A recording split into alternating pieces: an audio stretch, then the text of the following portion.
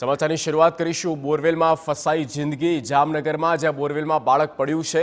લાલપુર તાલુકાના ગોવાડા ગામની આ ઘટના છે। 2 વર્ષના બાળકને રેસ્ક્યુ કરીને બહાર કાઢવામાં આવ્યો। રમતા રમતા બાળક બોરવેલમાં પડી ગયો હતો। ફાયરની ટીમ સહિત 108ની ટીમ પહોંચી પોલીસની મદદે। ત્યારે બાળકના રેસ્ક્યુ માટે એનડીઆરએફની મદદ માંગવામાં આવી છે। વડોદરાના એનડીઆરએફના હેડક્વાર્ટરથી એક ટીમ રવાના થઈ ગઈ છે। રેસ્ક્યુ માટે જરૂરી આધુનિક સંસાધનો સાથે ટીમ રવાના થઈ ગઈ છે।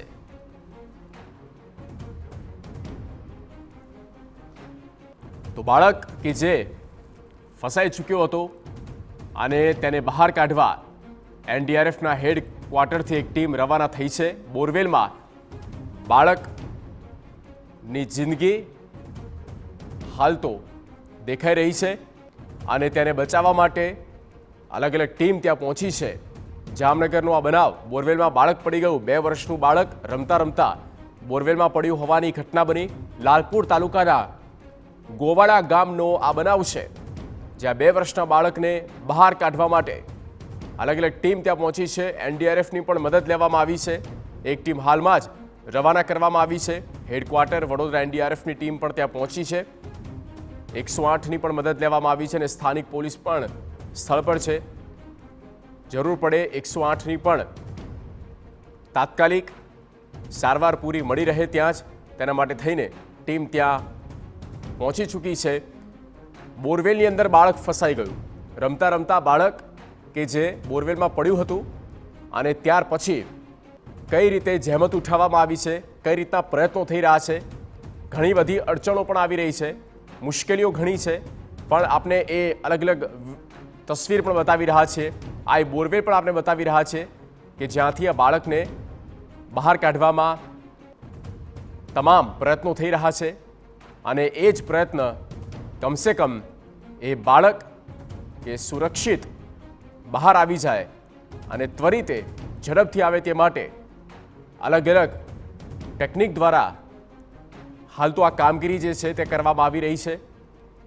જિંદગીનો જંગ અત્યારે આ બાળક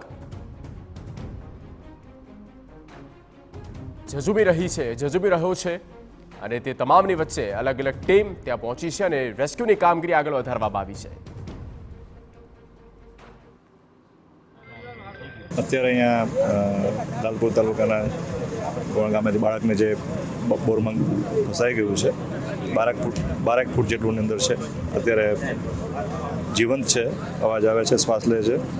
108 દ્વારા એને ઓક્સિજન પણ આપવામાં આવ્યો છે। મેડિકલ ટીમ પણ અમારે તૈયાર છે। જેએમસીની ફાયરની ટીમ પ્રયત્ન કરી રહી છે અને અમને આશા છે કે એ રેસ્ક્યુ થશે અને સુરક્ષિત બહાર કાઢી શકીશું। રેસ્ક્યુની કામગીરી આપને અલગ અલગ 3 તસવીર બતાવી રહ્યા છે, 3 દ્રશ્યો બતાવી રહ્યા છે। જામનગરના ગોવાડા ગામમાં જ્યાં 6 ફેબ્રુઆરી 2024 એટલે કે આજનો આ દિવસ અને જ્યારે અત્યારે હાલમાં આ બનાવ બન્યો છે ત્યારે રેસ્ક્યુની જે કામગીરી છે તે આગળ વધારવામાં આવી છે। 1 જાન્યુઆરી 2024ના રોજ દ્વારકા રાણ ગામ ત્યાં પણ બોરવેલમાં આ જિંદગી ફસાઈ હતી। 3 જૂન 2023નો પણ આપણે બનાવ બતાવી રહ્યા છે તમાચણ ગામ જામનગર સ્થિત જ્યાં પણ આ અત્યારે અલગ અલગ એ બનાવો બન્યા હતા અને રેસ્ક્યુની કામગીરી અત્યારે કેટલે પહોંચી છે સંવાદદાતા દિવ્યેશ વાડા જોડાયેલા છે। દિવ્યેશ, કેટલી મુશ્કેલીઓ આવી રહી છે, ત્યાંના જવાનો શું કહી રહ્યા છે, કેટલો સમય લાગી શકે, બાળકની સ્થિતિ કેવી? જગદીશ, લાલપુર તાલુકાના ગોવાડા ગામની અંદર જે વાડી વિસ્તારમાં બોરવેલ છે તેમાં 2 વર્ષનું બાળક આશરે લગભગ 12 થી 13 ફૂટની નીચે તે ફસાયેલું હોવાનું હાલ પ્રાથમિક તબક્કે જાણવા મળ્યું છે। તેને ઓક્સિજન આપીને તેને અંદર કોઈ મુશ્કેલી શ્વાસમાં ન પડે તે માટેની મેડિકલ ટીમ દ્વારા પ્રયાસો થયા છે। તે ઉપરાંત જે ફાયરની રેસ્ક્યુ ટીમ છે તેના દ્વારા તેને બહાર કાઢવા માટેના પ્રયાસો હાલ થઈ રહ્યા છે। જે છે તે એને બહાર સલામત રીતે કાઢી શકાય તે માટેના પ્રયાસો રેસ્ક્યુ ટીમ કરી રહી છે। લગભગ હજુ પણ આ ઓપરેશન થોડી કલાકો સુધી ચાલે તેવું એક અનુમાન છે। બાળકીને સલામત કાઢવા માટે સફળ તેટલા પ્રયાસો થઈ રહ્યા છે. ભૂતકાળમાં બનેલી તાજેતરમાં જ બે બનાવોની વાત કરીએ તો જામનગર અને દેવભૂમિ દ્વારકા જિલ્લામાં આ વિસ્તારમાં જ છેલ્લા 7 મહિનાની અંદર આવો આ ત્રીજો બનાવ સામે આવ્યો છે. આ પહેલા દેવભૂમિ દ્વારકાના રાણ ગામે ઓકે દિવ્યેશ, આગળ પણ આપણી પાસેથી જાણકારી લેતા રહીશું. આપના ધારાસભ્ય હેમંતભાઈ જોડાયેલા છે. હેમંતભાઈ, 2 વર્ષની બાળકી રમતા રમતા આ રીતે બોરવેલમાં ફસાઈ. પહેલા તો એ જાણવું છે કે કોને આપણે જવાબદાર ગણીએ, શા માટે આ પ્રકારના બનાવો બની રહ્યા છે? જી, હું આપને જણાવવા માંગીશ કે લાલપુર તાલુકાના ગોવાણા ગામે ખેડૂત દ્વારા એક પાણીનો બોર કરવામાં આવ્યો હતો અને એ બોર પણ સંપૂર્ણ રીતે માટીથી ફિલિંગ કરી અને બોરનું પુરાણ કામ કરવામાં આવ્યું. પણ ભૂસંકલનના કારણે ક્યાંક ને ક્યાંક માટી છે એ તળમાં ઊંડી ઉતરી ગઈ, જેને લઈ અને ઉપરથી 7 થી 10 ફૂટ જેટલો બોર છે એ ફરીથી માટી અંદર ઉતરી જવાના કારણે ખુલ્લો થઈ ગયો, જેના કારણે જે ખેતરમાં બાળક ફસાયો છે ત્યાં ચણા ખાવા માટે બાળક જતા તે પાણીના બોરમાં ફસાયો છે, જેને લઈ અને સ્થાનિક તંત્રએ ખૂબ સારી કામગીરી કરી અને હાલમાં ત્યાં 7 ફૂટ જેટલો બાજુમાં ખાડો ખોદી અને બાળકને બચાવવા માટે રેસ્ક્યુ કરી રહ્યા છે. અને આપણે સૌ ભગવાનને પ્રાર્થના કરીએ કે આવનારા 1.5 થી 2 કલાકની અંદર સહી સલામત રીતે બોરમાં ફસાયેલો બાળક છે એ સ્વસ્થ રીતે આપણી વચ્ચે પરત ફરશે.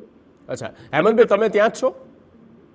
ના, હું વિધાનસભાનું સત્ર ચાલુ હોવાના કારણે હાલ ગાંધીનગર છું, પણ હું ત્યાં સ્થાનિક તંત્ર સાથે અને અમારા કાર્યકરો પણ ઘટના સ્થળ ઉપર ઉપસ્થિત છે, તેમની સાથે ટેલિફોનિક રીતે જોડાયેલો છું. અચ્છા હેમંતભાઈ, ત્યાંના ફાયર બ્રિગેડના જવાનો સાથે તમારી વાત થઈ હશે, 108ની ટીમ પણ ત્યાં પહોંચી છે.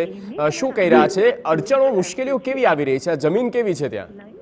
નહીં, ત્યાં જમીન છે એ છેલ્લા 7 ફૂટ સુધીનું ખોદાણ કામ થઈ ચૂક્યું છે. અંદાજિત બાળક 8 થી 9 ફૂટની ઊંડાઈએ ફસાયેલો છે, એટલે બાકીના જે 2 ફૂટ છે એમાં ખોદાણ કામ હાલ તે કરી રહ્યા છે, પણ તે પથરાળ જમીન આવી જવાના કારણે થોડો ટાઈમ લાગશે. ત્યાં કલેક્ટરશ્રી પણ ઉપસ્થિત છે, ડેપ્યુટી કલેક્ટરશ્રી પણ ત્યાં ઉપસ્થિત છે. પણ દુઃખની વાત એ છે કે એનડીઆરએફની ટીમ, સૌરાષ્ટ્રમાં એનડીઆરએફનું થાણું ના હોવાના કારણે બરોડાથી એનડીઆરએફની ટીમ નીકળી છે, જે ઘટના સ્થળે આગામી 3 થી 4 કલાકની અંદર પહોંચશે. પણ ત્યાં સુધીમાં મને એવું લાગી રહ્યું છે કે આગામી 2 કલાકની અંદર આપણે બાળકને સહી સલામત રીતે રેસ્ક્યુ કરીશું. એના પરિવાર સાથે તમારી કોઈ વાતચીત થઈ છે? ના, એમના પરિવાર સાથે મારી વાત નથી થઈ, પણ ત્યાં ઉપસ્થિત ગામના આગેવાનો સાથે મારી સતત વાત થઈ રહી છે.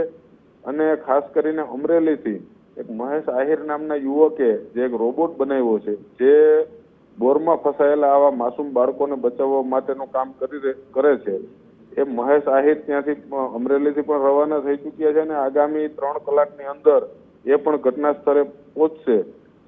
તો માની લ્યો કે આપણે જે બાજુમાં ખાડો ખોદી અને બાળકને બચાવવા માટે જે તંત્ર કામ કરી રહ્યું છે એમાં સફળ ના થાય તો જે રોબોટ દ્વારા પણ આપણે આ બાળકની જિંદગી બચાવી શકીએ એના માટેના પણ પ્રયત્નો ચાલુ છે. હેમંતભાઈ, એક સવાલ એક જ મહિનામાં બીજી આ ઘટના બની છે. આપને શું લાગે છે, શા માટે આવું થઈ રહ્યું છે અને આવું ના થાય માટે શું થવું જોઈએ? ક્યાં એ ત્રુટિ લાગે છે આપને કે જેને દૂર કરવી જોઈએ? જી, હું TV9 ના માધ્યમથી દરેક ખેડૂત મિત્રોને પણ જણાવવા માંગુ છું કે આપણા વાડીની અંદર જે બોર કરવામાં આવ્યા અને જેમાં પાણી ના હોય એવા તમામ બોર છે એ આપણે તાત્કાલિક પુરાણ કરી દેવા જોઈએ, જેને લઈ અને આવા આગામી અકસ્માતો ના બને. અને એની સાથે સાથે સરકારશ્રીને પણ વિનંતી કરવા માંગુ છું કે એનડીઆરએફ અને એસડીઆરએફ દ્વારા પણ આવા યંત્રો વિકસાવવામાં આવવા જોઈએ કે ક્યારેય પણ આવા અકસ્માતના ઘટનાઓ બને તો એમાં તાત્કાલિક આપણા માનવ જિંદગીને બચાવી. ઓકે હેમંતભાઈ, આભાર અમારી સાથે વાતચીત કરી તે બદલ. તો કલેક્ટર ભાવિનભાઈ પંડ્યા પણ જોડાયેલા છે. સ્વાગત છે સર TV9 પર. આ જે આખો બનાવ બન્યો છે, પહેલા એ જણાવશો કે આપની પાસે પ્રાથમિક માહિતી શું છે?